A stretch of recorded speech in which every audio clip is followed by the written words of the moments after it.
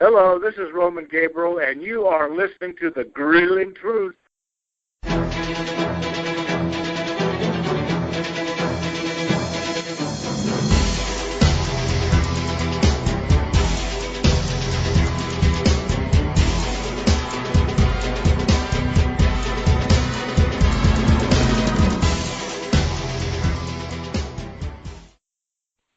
Welcome to the NFL Grueling Truth Legend Show, brought to you by Gridiron Mo. Gridiron Mo is a new interactive app where you call what the offense or defense should do during a live NFL game and see what all other fans have called also. Check out Gridiron Mo at www.gridironmo.com. I'm your host for the Legend Show, Mike Goodpaster, and we have a very special guest today. Received the Bronze Star, Purple Heart in Vietnam. Also won a national championship with Notre Dame in 1966, and then went on to win 4 Super Bowls with the Pittsburgh Steelers. Help me welcome to the Legend Show, Rocky Bleier. Hey, Mike, how are you doing? Oh, doing great, Rocky. It's an honor to have you on the show. Well, great. You know, I was listening to your introduction and your sponsor. That sounds like a pretty good thing. All those armchair quarterbacks now have a chance to be able to say, "Oh, you got to do this, you got to do this, or this is the defense, or this is what you have to do offensively." Well, yeah, because since the Madden game came out, everybody thinks they're an NFL head coach now. I know they do, which is terrific. And it's it can be unless you're an NFL head coach, and then all these people think they know something because they won a Madden Super Bowl. But that's okay. It's all good for the game, you know. It just what the heck? Them coaches are making enough money anyways. They can deal with it. That's right. They can deal with all that. All right. So I know you grew up in Appleton, Wisconsin. You want to tell us a little bit what your life was like growing up in Wisconsin? Well, you know, growing up in Wisconsin I grew up in the 50s in Wisconsin, you know, so it was Appleton, Wisconsin at that time was about 30-some thousand, maybe 35,000, people. And so your world was, your neighborhood basically as you grew up. And it was a time, you were outside, you were riding your bikes. It was a time of pickup baseball games and football games in the backyard, and I can remember as a kid we used to ice our backyard with a hose. Not that Mom really loved that, but we would have an area out there where we could play hockey, which was a stick, not a hockey stick, just a stick that looked like a hockey stick that you found somewhere. And, we got a puck and we'd play until I broke a window. And then that was the end of that for a while. But it was growing up in this, and I really have to say it was almost like a 5-block radius, maybe a 6-block radius, and that happened to be our lives. My good friend Paul Schreider lived next door. I grew up in a bar, as the story goes. My dad and Mom opened a bar in 1945. I came around in 46, and so growing up in the 50s, I had a bar. And next door to us, my good friend Paul Schreider had a bar as well. Across the street was the brewery. Opposite corner was a religious store. Down the block was St. Joe's Catholic Church. That's where we went to school. And then a Catholic grade school was a half a block on the other side of the street. And on the other opposite side of the school was a ravine, which was Jones Park. Now that's where we played baseball. That's where we played hide and go seek. That's where we played war. That's where we play most of our games over there because we could walk over there. It's only a block and a half away. So so our friends we all went to school with lived in that area, and so that became that became part of your life. We were 1 block from downtown, so the movie theater was maybe 2 blocks away. So we'd walk over there, and that's where you could go to a movie for 25 cents. And for 15 cents for the movie and 10 cents for popcorn. So that was kids don't know what they're missing today, do they, Rock? That's right, they don't. So they don't. I mean, I grew up in the 70s, early 80s. It was pretty much like that. I mean, you had friends around you. You went outside and you played. And I mean, right. you go now. I live in Indiana, and you go now and you drive around. There's all these basketball goals at the parks and everything, and nobody's outside playing. No, well, that's true because everything becomes organized today, and there, so you are now because of well, because of fear or whatever it is, the neighborhood has kind of gone away. We don't allow our kids out or expand it too much, only because we're overprotective and maybe rightly so. But there's a whole thing of we drive our kids to their games. They play organized games. Now they're all organized from 5 years old, 6 years old, 7, 8 years old on. You have to belong to a team or a league, and and all that. And part of that is just the way things have developed in our culture and so on, in the organization trying to develop. But what we lose, and I think growing up in that whole area, is the ability to reason, the ability to make choices, the ability to organize. You got to make your own team. Got to make up your own rules. Yeah, because everybody's doing everything for you now. Now everything is for you. You just show up, and there's a coach there for you, and they got equipment for you. And so you had to. So sometimes you had to invite people to come and play who you might not like and who might not have any talent, but they had the bat or the balls. And so you included them because that's the only way you could play. Yeah. And I think, it just so anyway. Growing up in the 50s, that was my background. And I said I grew up in a bar, and we lived behind the bar. And then eventually in '57, we remodeled the place and moved up and had an apartment upstairs. But it was a life that I didn't know any different. And so people that I had met that come in and out of my father's bar were just people that were every day. I never thought anything else about people being in a bar. About 8 o'clock in the morning, coming off a shift and having a beer before you go home. Or closing it up at 1 o'clock in the morning is just part of that experience and a part of what it was at that time. All right, let's talk about your high school career a little bit. You said you grew up Catholic, so was it like a slam dunk? You wanted to go to Notre Dame? Well, no. Well, that you see, and I think this is that. So you anyway, there was. So you got to think about this. The baby boomers were us. We're coming of age at that time. So in the latter part of the 50s, schools started to be built to accommodate that mass of people that were coming into high school. So from a Catholic point, they built a brand new Catholic high school. In '58. And in '59 was their first year of having kids, but in '58, so they started building this new Catholic high school, and then so other Catholic high schools developed in the region in Wisconsin as they did across, and so now all of a sudden there was a conference that had developed in which we were a part of. So we had a coach by the name of Torchy Clark, and Torchy had coached at the St. Mary's Catholic Grade School, and it was a winning coach, and so he got the head coaching job at Xavier. He had a big influence on all of our lives. I mean, all of ours, those who all played for him, because he coached football and he coached basketball as they did at that time. He was a basketball player himself. They're a very innovative, Irish, little hot-tempered guy, but got the most out of his players. So we had a pretty good draw, being a new Catholic school, of all the Catholic grade schools that fed into it, and so we had some really great talent. By the time my sophomore year in high school, we were a fully fledged 4-year school, and the conference had started the conference. So it was a Fox Valley Catholic Conference, with 9 teams that were in that conference around the area. And so in that period of time with Torchy, basketball and football, we dominated the conference. I think our record was 96-4 in both basketball and football.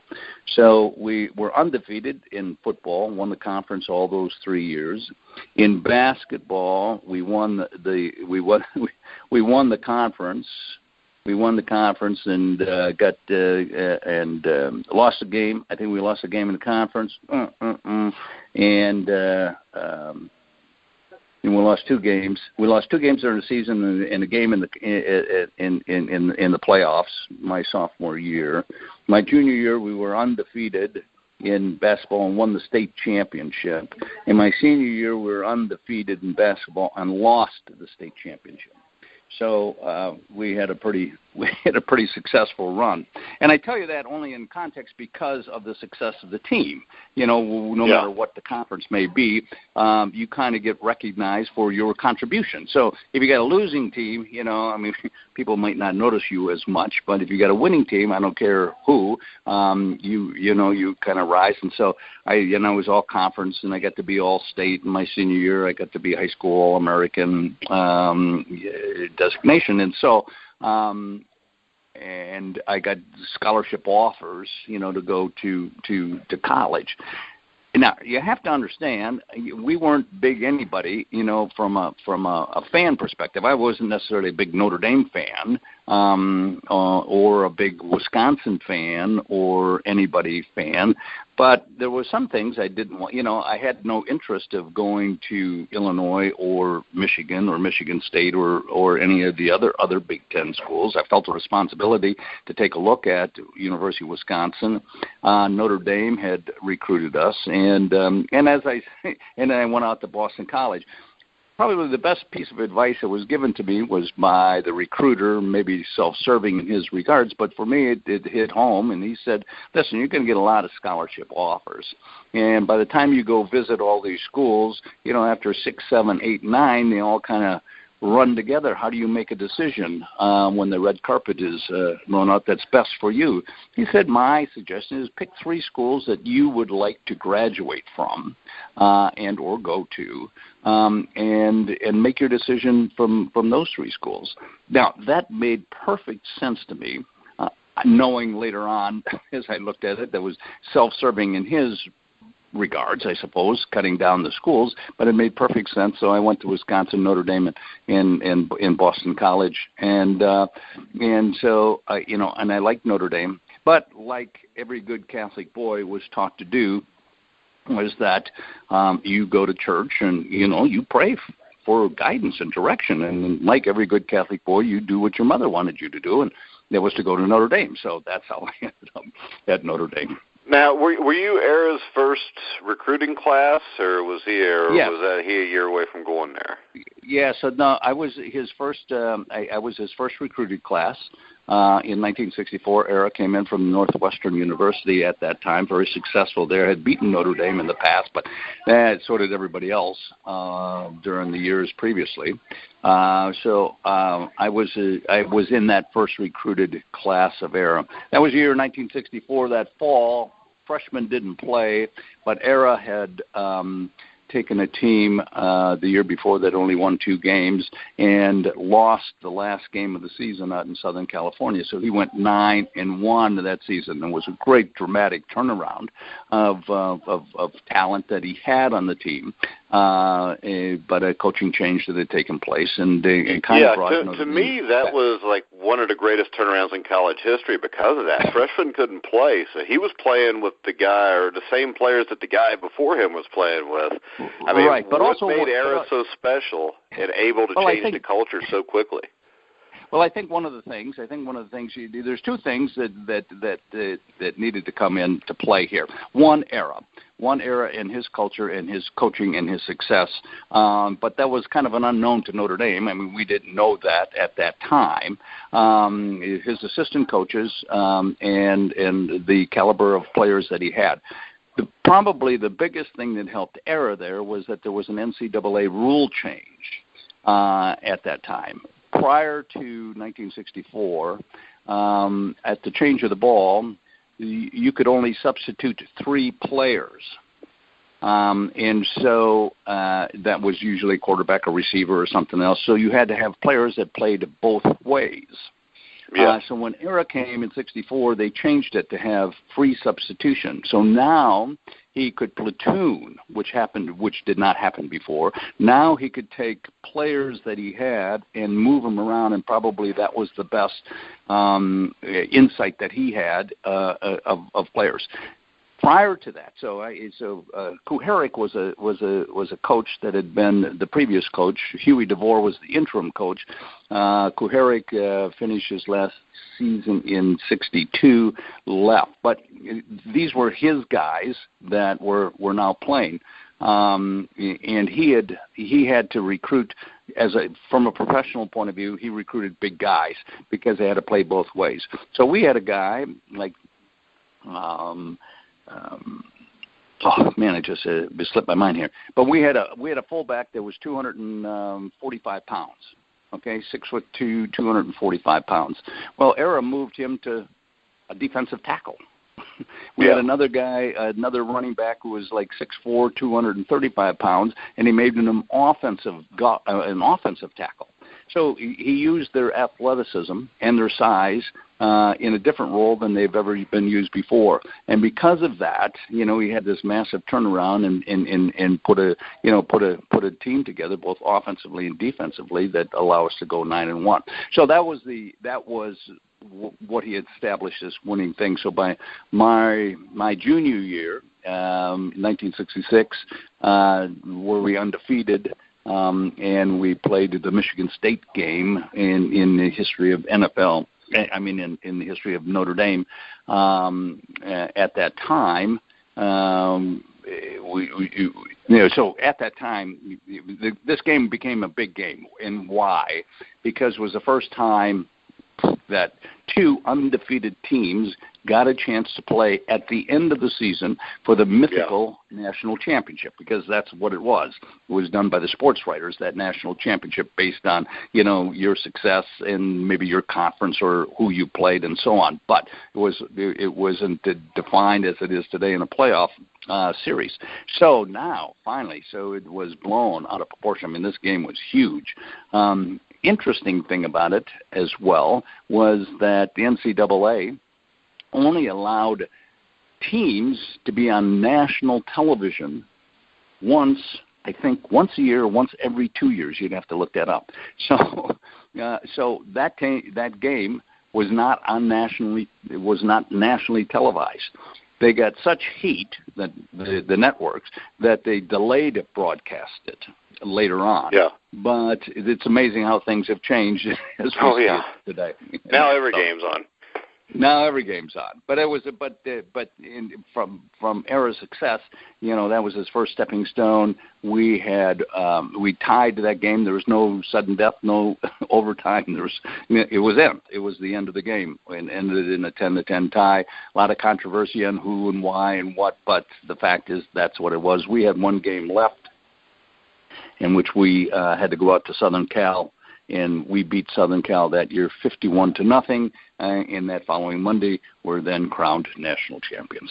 That's how it worked back then. And so, and then my senior year, we had a good team, not a great team. It was a good team. I mean, I think we were 7-3, 7-2-1. I can't remember right offhand. It was a winning season. But for Notre Dame, there's no conference championship. You're an independent, and it's all about rankings and where you end up within that ranking. And so, because of the success, as I was saying, like coming out of high school, because of the success of Notre Dame and rising to a national level, at least from an awareness point of view of the talent that they had, and being crowned national champions, you kind of get a look at maybe better than any other school. And then I get drafted that year by the Pittsburgh Steelers. Yeah, what was that like? Because you were used to winning all the time, and the Pittsburgh Steelers, when you got there, had been, heck, maybe the worst team in professional football over the 40 previous years. Yeah, that's right. For 40 years, about 40 years, they hadn't won. They didn't win a conference. They didn't win anything. They were known for losing, and it was always like the same old Steelers. And and that had prevailed in my rookie year coming in, and it was. A losing season. We only won 2 games that year in 19. And the year before Coach Knoll got there, right? Correct, yes. And so it was Yeah. the last year, Bill Austin, who was an assistant at Green Bay Packers. It was the last year of his contract, and he won 2 games that season. But it was different than what we have, what we see today. We would play at Old Pitt Stadium. It would be 23,000, 20,000, 19, 17, 1,000 people that might show up, for the Steeler game. We practiced at a place called South Park. And in all honesty, we had and that's where we went. They had a remodeled house that was a locker room and offices and so on next to the practice field. Now the practice field in South Park was also shared by the county police horses, and so at times you just kind of had to watch where you put your hands when you got down in a stance. But I had your former teammate Andy Russell on about a year ago, and he explained how the Steelers before 1969 were nothing like the Steelers after 1969. You're right. So it was a complete change, and so Chuck came in. So Chuck came in 1969. I was in the service by then, and so but it was. So he started to change things slowly. By 1970, we had Three River Stadium, and that was a newly built. So that was being built during that period of time. So that was a brand new stadium. So we practiced there. We had better facilities there, and we got out of South Park, and so Chuck started to upgrade the program because of you're going to be professional and the expectations of it. Like in the beginning in 1969 and 70 as well as it's just in 1968, my rookie year, practice started at 8 o'clock. Not practice, meetings. We had to have 8 o'clock meeting or maybe 9 o'clock. We practiced about 10 o'clock in the morning, and we were out of there by 1 o'clock. Okay, so we had meetings, starting at 8, got on the field by 10, got out of there by noon, by the time you change, or had a meeting there after it was 1 o'clock or so on. Only because of the fact that they did not have to provide you a breakfast or a lunch. So they kind of just, put it into that kind of a schedule. Well, a little different now. They'd be going on strike if that happened nowadays. Oh, that's right. You're right. So we move, and even at Three River Stadium, the early part of the 70s, we still had to provide our own lunch or go out for lunch, and then Chuck finally, changed that, and so they provided, a lunch service for us so we could go up and get down and keep the guys all in one place. So, so things, it changed dramatically over that period of time. All right, so after your rookie season, 1968, you were drafted, I think, in December, late 68, basically. What were your first thoughts when you found out you'd been drafted? Well, my first thought was, holy crap. It's been. So it wasn't as if it wasn't in the back of my mind. So what people have to understand is that a draft. There was a draft. It was a random choice draft. It wasn't a lottery like it came later. But this was a draft. Everyone had to when they got out of college and or they had to register for their A1 classification, which made you eligible for that draft. At the time you had options to be in a reserve or National Guard, or whatever it might be would take care of that obligation. So I came to Pittsburgh, and I remember the happiest day of my life was latter part of the spring, latter part of training camp, and before the regular season started, Bill Austin took me aside and said, "Listen, here, this letter came in the mail." He said it was open accidentally. That's what he said. It was open accidentally, and it was my 1A classification, meaning I was now eligible for the draft. And he said, "We think you're good enough to make the team. We'll take care of this for you." So it was kind of like, well, what did taking care of this for me meant? Well, it was like at that time, at least from my perspective, professional players were on a team. Well, they would get you into the reserve, or National Guard. Yeah. So time went on, and they say, well, we're having some problems. The problems were like, or context, like the general retired, congressman got defeated. We don't know anybody that can pull strings or whatever it might be at that time. And it was 1968. And I say that because, put it in perspective, that was the height of the war. All those positions were filled. That was the most people that we had in Vietnam at that time. Yeah. And so it was difficult. And but anyway, so it was in my wheelhouse, and they said, well, don't worry. The Steelers, they said, don't worry, we called your draft board back in Wisconsin. They're not going to draft till the end of the year, so we have some time to get this done. And so anyway, I got a letter. I got my draft notification came early part of December 1st or 2nd, right at that time, to report, and here was the biggest shock, to report the next day. Oh. The next day. I got it on a Wednesday, and I had a report. You were to report, on this date, which happened to be the next day. I'm going, don't you have to give me a week or 10 days or something of this nature to get my stuff together? And all of a sudden, and so within a whirlwind, eventually it was 2 days later, I was drafted and I was off to basic training. So it was kind of a whirlwind reaction shot. I had to take care of whatever was necessary. There was no way of getting out of it. This was my life. Boom. And I was gone. But like everybody else, I wasn't the only guy there. There was a couple, there were a few NFL players that had slipped through the cracks like myself, and ended up having to serve their country, and did so, and then did come back and resume their lives or their careers thereafter, but not a whole lot. And so I was one of those guys that slipped through the crack, and so I'm off to basic training like everybody else, advanced infantry training. I get my orders like everybody else to end up going to Vietnam. And so I did, and ended up in Vietnam in May of '69. All right, so you want to talk a little bit about that experience? I think everybody knows what happened at the end, but just, being in the military, in the Army, talk about the relationships you develop with guys, and just talk a little bit about your time there.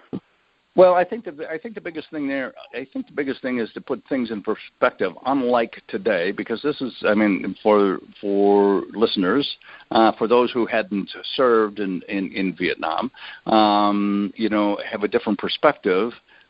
Because it's been an all-volunteer Army, and in creating an all-volunteer Army, you have units that train together and then go overseas together and then come back together. And then go back amongst their lives or wherever they might be or wherever they're assigned. But that was different than Vietnam. Vietnam was a replacement war. Now, it was a war that was unpopular because you as a soldier were identified with the conflict that was taking place. And the conflict was, why are we there? What are we doing over there? So it was a time in the 60s of protests, student protests against Vietnam, along with civil rights movements that were taking place. And so there was a great upheaval across the country on both of those scenes. And so the soldier, got stuck in between. And so you came back a lot of times. The soldiers were told to change your clothes. Don't come back in a uniform. assimilate back into society, and they did, and they were never thanked. They were recognized, and I think that was the biggest thing, just recognized for the fact that I served our country. I don't care about the war, how popular or unpopular it was, but I did what was necessary. Well, a lot of those Vietnam veterans never got that chance or opportunity to be thanked, and it really wasn't until later, maybe in the 90s, the Gulf War, did we as a nation start thanking our veterans for the commitment and service that they had put in, and it got, and it's been that way ever since. So and the fact that you knew that, you knew by 1969 when you were in there that a large portion of the population was against the war. Did that affect the morale or anything of the men there? Yeah, not really, because everybody, so there was not really, because everybody was trying to survive. Everybody had to do a job, and so there was some responsibility, that you felt in the position that you were. You might not like to have been there. So that was, so the other thing is, as a replacement war, I was a soldier. I came in and I got to my unit, and I was the first new guy that had been in this unit for 4 months or 5 months. So the only thing that you have in common is the situation in which you are in at that present moment. That's the only thing you have in common. So you don't know backgrounds or culture. You're doing a job. You're trying to survive. It's not as if you got a best friend. You become friends because you're sharing that experience at that moment in time. People had nicknames. You didn't know who they were or where they came from, so most of them, were nickname or sergeant or no sergeant or yes sergeant, and so that was it was just a different kind of a team effort, of working together. So that was kind of the experience. My experience, it might have been different with other Vietnam veterans and where they might have been, but is that it was kind of a disassociation. Although we were there for a common purpose, but it was a disassociation of not having anything in common except for fighting this war. All right. August 20th, 1969, the day you were injured. Do you want to... Yeah, so the day we were injured, the day I was injured, we were, just to set this up, was 2 days previously. A sister company had was in the field. We were on what they called a landing zone. And just for your listeners out there, how it worked was that the battalion, which was made up of 4 companies, had an area of operation in which they were involved. Okay, so we would have a company on LZ, on one of the 2 LZs. We worked out of LZ West and LZ Siberia, and 2 other companies would be in the field doing maneuvers, and checking out to see whether the Vietnamese were or the NVA were or whatever. So one of those companies had been hit by an NVA regiment unbeknownst to us, but we were in a movement with a Marine battalion that was north of us that were pushing NVA soldiers down, and we were to be a retaining force. Anyway, they had been hit heavily. We then flew out as reinforcements to get them out of this firefight in the hot spot. And by the time we got to them, it was late at night, and it was kind of a lull in the action. And so the best thing was for us to pull front and rear security. We carried out what bodies we could that weren't evacuated earlier. And so on the way out, we had run into a little machine gun nest. We were in a quick firefight. The word was to leave the bodies. Everybody else, get out of here. We'll come back. So that was our mission, coming back to retrieve those bodies 2 days later. And so we just had taken a break about 8 o'clock in the morning. And we're moving out on this open rice paddy. We're trying to find our location. Word was to move out. keep 5 yards distance between one another, eyes and ears open, heads on a swivel. Why? Because we know that the enemy are around here. I was 8th in line. I carried a grenade launcher at that time. And when I stepped out of that rice paddy, my point man, who was maybe 40 yards in front of me, saw movement across the berm and started and hollered gook gook and started and opened up some fire power, and they started to run. He started chasing, pulling everybody out in the middle of the rice paddy, when all of a sudden the machine gun started to level that whole area, and everybody was diving into the rice paddies to the left and right trying to find some security. I crawled on my hands and knees to the end of that rice paddy, found another one lying below us, and 4 guys I saw were pinned down in that rice paddy. I saw the machine gun, were nests maybe 100 yards away. My responsibility, of course, was get some firepower on it, and so I rolled over my side, breached a grenade when I got hit the first time. And I discharged my round, dropped back, got behind some protection, and finally got enough firepower on that position to quell that position. And the 4 guys who were pinned down got out of that rice paddy. And so we were in the firefight. Later on, I got hit again, this time with a grenade that trying to get out of the way blew up, and I was standing on top of it and blew up through my right foot, knee, and thigh, and so I was hit for the second time that day. And the sister platoon fought its way down there and dragged us out of there. And finally we got to a secured area, and helicopters came in and took us to an aid station, then to Da Nang, and then I spent 3 weeks in Tokyo before I came back to the States, and spent 9 months in the hospital and went through 3 operations because of the damage that had been done to my foot specifically. So the prognosis at that time, when I got enough courage to ask my physician, what do you think about me being able to play this game again? He said, don't worry about it. You have a normal life. Don't expect to play because of the injuries and the damage that you had received. Well, it's like being an athlete. I think one of the things you learn is that you playing a sport is that you get hurt and and you get injured. It's not as if I lost an arm or leg and couldn't play the game of football again. It's just that you have to go through the rehab and get yourself back in shape. And in my case specifically, it took a little longer than I had anticipated. I really didn't know how long it was going to take, but it took me kind of 2 years to be able to get back to full strength. But fortunately along the way, and is that, you work for an organization like the Steelers, and I came back and they bought me a year the first year and put me on injured reserve. And I had another operation by their doctors. And I heard that there was actually a piece of shrapnel in there that they had missed when you were... Well, yeah, they had missed, that's right. And so that's what, then I finally had to get that taken out, and which I did that year I came back. And then the following year, they put me on the taxi squad, or the developmental squad.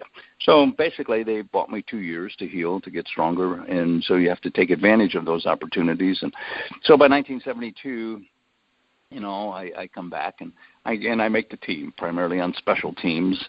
But all of a sudden, 72 becomes a magical season for the Steelers, and we get into the playoffs for the first time, and we get the immaculate reception during the playoffs to get us into a championship game for the first time. And I think people forget how close you guys came to upsetting the undefeated Dolphins that year. Well, that's right. Well, yeah, it was a great game. Well, I thought it was a great game, and so one play, who knows, and that was Larry Seipel, their punter, decided to run the ball on a punt situation, in which he gained tremendous yardage and got a first down, and they went on to score and ultimately to win that game. But it was a start for the Steelers anyway, of a change of players, and of a kind of a belief system that, hey, maybe we're not as bad as we had thought we would be. All right. The one thing that I noticed talking, and I've interviewed probably 25 former Steelers, is everybody speaks very highly of the Rooney family. What I know your relationship had to be great with them, especially as much as they helped you out, because let's face it, most teams would have just cut you to begin with when you limped in 1970. So, I mean, they have to hold a special place in your heart. You want to talk a little bit more about the Rooney family? Well, yeah, and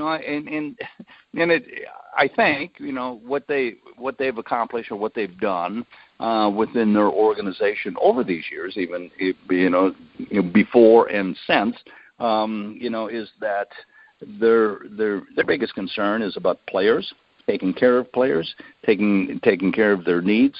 And so the chief, Mr. Rooney, who was the founder of the club and started the club, obviously had that attitude, and so they would do a lot for players, unbeknownst to the public, behind scenes and closed doors, and help them wherever they possibly could and be helped. So they were that kind of orientated family, and so whether they felt guilty about me or whatever it is, but they gave me an opportunity, and they gave you a chance, and they would do this more often than not to other players, through throughout their career and throughout the history of the Steelers. And so I don't think that any of all of the interviews that you've done is that no one ever said anything bad about the Rooney family. So that's really saying something. And it's like they're they've only had 3 head coaches since 1969. Right. And and their feeling and their philosophy about the coach, I believe, is that what are your concerns? And and the biggest concern is how do you run this organization? What are your values? And how are you going to take care of the players? Within that course. And if you spend time and energy, and I always thought this, if you spend time and energy as an owner trying to get a coach, to fit within a philosophy, is that, well, then you got to give the coach time. Then you got to give him time to be able to, fulfill that philosophy or that belief that you put time in, not a knee-jerk reaction. And if it doesn't win in 3 years, you have to change the coach, and so it's proven well for them in their selection, and because ultimately that coach, will select good assistants, and it's really that connection with assistants that they have, and the overall philosophy, because from a ball player's point of view, the head coach is a head coach. Okay, fine, he kind of sets the tone and so on, and he's got to make those decisions. I don't necessarily have to be a friend of the head coach, and I don't want him to be my friend, but, I interact with my position coach, and he's the one that teaches me and gets the most out of that position and or out of his players. And so that becomes very important, and I think they've done a great job in getting those players or those coaches within that organization as well. Yeah, and I think the shame is that I think Chuck Noll is hands down one of the greatest coaches that ever lived. The man, I don't even think he ever won Coach of the Year. And, I mean, he's treated like, he had these great players so he didn't have to do anything. But I think people forget how bad the franchise was and the fact that he drafted these guys. I mean, in 1974, he drafts 3 or 4 Hall of Famers in the same draft. Well, that's right. That's true. So, you go, okay, fine. You have all these great athletes, and you got to get the most out of these great athletes. But you gotta handle personalities. I mean, the biggest thing is they're all different personalities. They might be great, but they're all different individuals and have their own insecurities and or weaknesses, and they also have some strengths. And you got to get the most out of that ability that and what they bring to that organization. And so, in that development of players, is that it was an organizational, input, of trying to find the right players at the right time and so on. So, yeah, Chuck doesn't get a whole lot of, or the credit, because Chuck was a very private person. He was a very quiet guy. When he left the game, he just disappeared. He wasn't on television. He wasn't a commentator, didn't do commercials. He had this underlying belief that the success of the game or the season or whatever is accomplished here is done by players, not by coaches. And so he brought he brought a whole different kind of an attitude to this organization. He didn't demand that his coaching or assistants stay, at night or overnight, watching films late into the morning hours, because that's unproductive from his point of view. You only have so much concentration or time of concentration. So if you can't get it done within the period of time that's allocated, then staying later isn't gonna drive you. And so do what's necessary, because he also had a balanced life. Your family becomes important as well. There's other aspects of this life rather than just being focused on football. Chuck Noll was a very intelligent man. He thought of himself as a teacher, as a professor. He had great different interests across the board. He was interested in music. He was interested in sound. He was interested in he played the guitar and the ukulele. He was interested in anything that you had philosophy, because he was a well-read kind of person. He loved wines. He could talk to you about endlessly about wines and the making of wines and so on. So we brought this kind. Now, so Chuck didn't have, Chuck's personality, wasn't a rah-rah coach. He was not a player's coach necessarily, but he got the most out of, his players. He was removed. A little bit. I always think about, in Chuck Noll, how he wasn't a yeller, he wasn't a screamer. He set a certain expectation, and he kept it within the realms of what that expectation is. He said, "It's not my job to motivate you. I don't have time to hold your hand. I don't have time to put my arm around you. My job here is to take motivated people and show them how to become better." And play this game better. So if you aren't motivated to do so, I'll find somebody who will. And, so a lot of times you see people with great talent, that are moping on the sidelines or need to be propped up, or, the coach has got his arm around them or whatever it might be, and it wasn't necessarily Chuck. And so his expectations were set, before that. And so everybody has their Chuck Noll stories of one nature or another. And some in good nature, but it's a reflection on who Chuck was and his expectation. Like he said, I don't want to fine you. We're supposed to have we have a list of fines if you don't do something. Okay, it's set by the league. All right, fine. So I don't want your money. What I want is you to live up to your responsibility. If we have a meeting, I want you to be here on time. That's all. You just be here on time. Do the things that you're supposed to do. We get along fine. But it's almost like life, is that if you just do what's supposed to be done, whether you're raising a family or you're living in the family and or on a job or whatever it is, things move along pretty well. It's when you start bucking the system or start thinking you're more important than, or you're going to cut a corner here or there, that just doesn't get it. And so and that's the way Chuck ran his operation, and people respected Chuck because of that, and I think a lot of times made them better players because of the expectation he had of what they can offer to a team. All right, so you get to the 74 season, and all of a sudden I think that's the year you became a starter, same backfield as Franco Harris. You guys make it to Super Bowl IX. That had to be the crowning achievement, to go through what you went through and then to be playing in the Super Bowl and to win that Super Bowl. You want to talk a little bit about your feelings winning that game? Well, I think the biggest thing is that the epitome of any sports is to get to the championship, of that sport. And whoever thought, that we would be able to do it, especially in 1974. I mean, there's a couple of things that were against us in 1974. There was a players' strike in 1974. People might not remember that. We had 14 rookies make the team that year, which was a lot. At the beginning of the season in 1974, Joe Gilliam was the starting quarterback. Bradshaw was on the bench. Franco was banged up.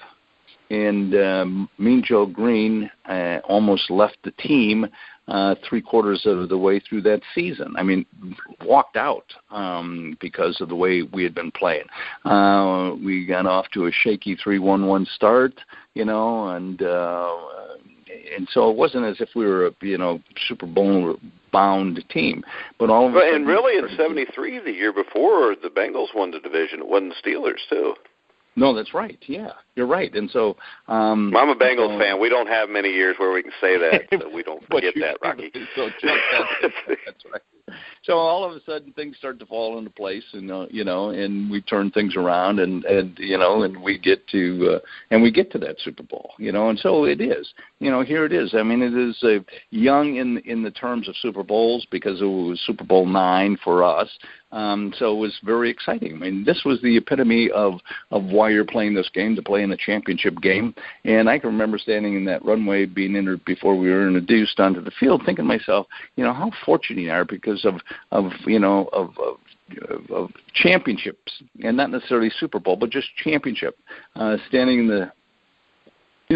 the runway, being introduced, where hundreds of other players stood before you on championship teams throughout the history of the NFL, and now you're a part of this game, and so that was it was quite exciting. It was down in New Orleans, and it was a great fan fest of Steeler fans for the first time. Go to the Super Bowl and against the Minnesota Vikings, who had been there before, and so it was. But the interesting thing is this, and so here's Chuck Noll. I'm going to go back to Chuck in his preparation for that game. And so I remember he said it was Saturday, we're going to leave. We're going to leave on Sunday to go down to New Orleans. Now, the week before, we had practice. So we flew down on Sunday. And we got down there on Sunday. He said, okay, fine. He said, we're going to have a normal week's work. Okay, just to put things in perspective. This is 1 week of many weeks to be able to get here, not any different than any other week to be able to get to this position. So we'll have a regular schedule, and so you have tonight, tomorrow off, and so we'll report like we usually do on Tuesdays. We have media day on Tuesdays, so we have to be here to take pictures and so on. So we'll get through that the best we possibly can. And then we'll have a normal week's work on Wednesday, Thursday, Friday, and then get ready for the game on special teams on Saturday and regularly. Okay, fine. So, okay, guys, have a good time, and I'll see you Tuesday. So we had Sunday night, we had all day Monday, we had Monday night to go out and go down to the French Quarter and have a good time, and stay out all night or or whatever you wanted to do, and so it was kind of a like. Not high pressured. It was kind of like a relief. Okay, fine. So when the week came, and it was like a normal week. So we went to practice like we usually did, and and he said, "Listen," "we'll give you guys. There's some responsibilities. We have a press conference every morning that you have to go to. Okay, we'll have tables with your names on it. And the people will come around.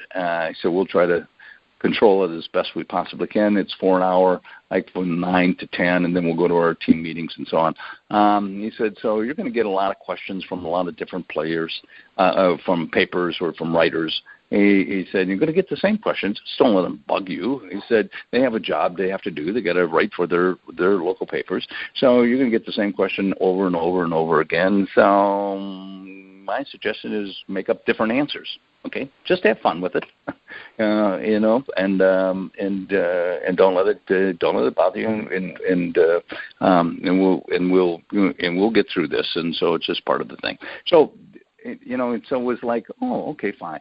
Chuck wasn't uptight, so we weren't uptight. Chuck at least had the experience of going to a Super Bowl with the Baltimore Colts. So he kind of understood what the process is, but he also was able to internalize it, and say, okay, what's best for his team? The best way that he did it was, well, let's not let it get to you, because sometimes it'd be blown out of proportion.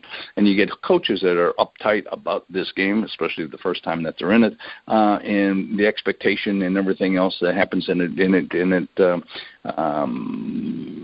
it travels into the team, and so the team becomes uptight. So Chuck was very conscientious. Well, and see, not to interrupt you, but I remember I've interviewed a couple guys that played on that Colts team, the Super Bowl III team. And I think that's the one Noel was with, and that team was uptight. Right. Yeah. So I think that's where that's another thing that made him a great coach. He learned from those mistakes. That's right. Very much so. So it was, so for us, it, all made sense. And, and it was a tough game. And, we had Dwight White. Dwight White was in the hospital that week, with appendicitis, and he came out of the hospital to be able to start and play in that game. So that was a uplift, to be able to have, everybody in their own position. So that was important. And, so it was a start, and, it was a great game. Yeah, and it had to be special for you because 1966 you win a national title at Notre Dame. Terry Hanratty was the quarterback. When you win Super Bowl IX, Terry Hanratty's one of the quarterbacks with the Steelers then. You want to talk about your relationship with Terry a little bit? Yeah, that's right. Well, Terry, so our relationship with Terry, it's interesting because Terry's from Butler, Pennsylvania, which is just outside of Pittsburgh, and a big, high school star there that went to Notre Dame, changed that program around for Notre Dame because he was, as a sophomore, that was in 66, we won the national championship, but we opened up a passing attack. Terry Hanratty and Jim Seymour were on the cover of Time magazine, which was a great honor as the baby bombers of that year in '66. Terry was throwing the ball, and Jim was making great catches, and we were beating people left and right. And we had a great running game with Nick Eddy, an All-American running back out of California. But Terry took charge, and then he got drafted the year after I did by Pittsburgh, coming back here as a second-round draft choice. And they needed a quarterback, and then the following year Bradshaw came in. So there was some controversy in quarterbacks. But Terry, Terry was my roommate in training camp, and thus on the road during that Super Bowl. And in the years previously until we traded him to Tampa later on, but so we had a close relationship just because we shared so many things together. Yeah, and the thing about Terry is he's about the only man that ever played for maybe the greatest team of all time and then the worst team of all time. That's right. You get to be a 76 buck who doesn't win a game, and he's coming off winning 2 Super Bowls. That's right. So I guess you could say he got to experience the best of both worlds. The best of both worlds. He understood it all. That's right. All right. The other thing about it is the 4 Super Bowls you guys won, people forget between 72 and 80, or between 74 and 80, it was probably the greatest collection of teams the NFL's seen. You had the Dolphins, you had the Steelers. Even the Bengals back then were good. The Patriots were good for a few years. The Colts. The competition was really high. You guys end up winning 4 Super Bowls. You retired, I believe, after the 1980 season. Correct, yeah. Yeah, you have to be happy with the way your career ended up, though. I don't think there would be any regrets here, right? No, not at all. And I think it is, and whether you be lucky or whatever the situation is, being in the right place, right time, however you want to, classify it. But I was here, and so I got a chance to play.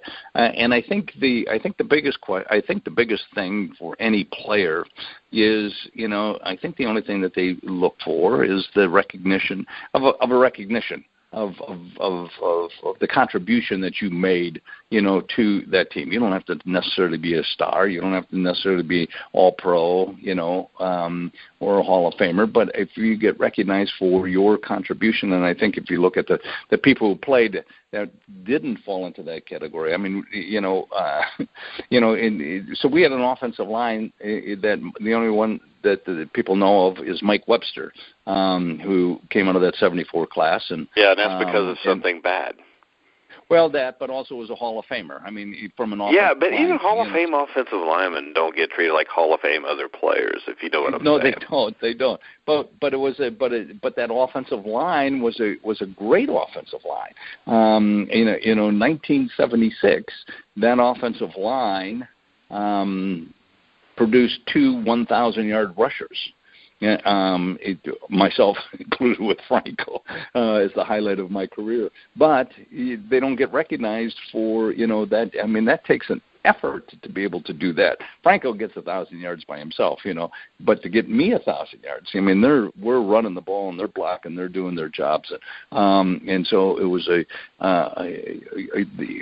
was a team that got the most out of every player that they had. And that 76 team, to me, that's still the greatest defense I've ever seen, was that 76 season. Well, yeah, in 76, so you're right. So we lose 4 we lose 4 out of our first 5 games that season, and so the remaining 9 games, we only played 14 games. So the remaining 9 games, the defense gets hot. They shut out 5 of those opponents. They only allowed 23 points scored, minus yards rushing. That's how dominant they were, which allowed us to be on the field that much more offensively, and thus, carrying the ball. Bradshaw was hurt, knocked out, and we had a backup quarterback. Mike Kruzik, wasn't it? Mike Kruzik was a rookie. It was a rookie backup quarterback from Boston College, and so we just dominated and ran the ball and controlled the ball as the defense turned it back over to us time and time again. So that was a great defense that allowed us to win and get to a championship game. And then Franco and I both got hurt in the playoff game and in the championship game against the Oakland Raiders. Neither one of us could play. So they had beat us out there. And the Raiders had a great team and deserved to win, just we weren't at full strength at that time. But anyway, so you talk about recognition, you talk about a team that was put together, and so I think that when I look back at my part of the career is that, you get recognition for being a part of that success, which is great, to being a blocking back for Franco. And I think that's all anyone can, ever ask when you look at a career, and you get to walk away as a champion and participating in 4 winning seasons, 4 Super Bowls, and so what more could you ask for? All right, so I know you got a lot of stuff going on today in your life. You want to tell us a little bit about what you got going on?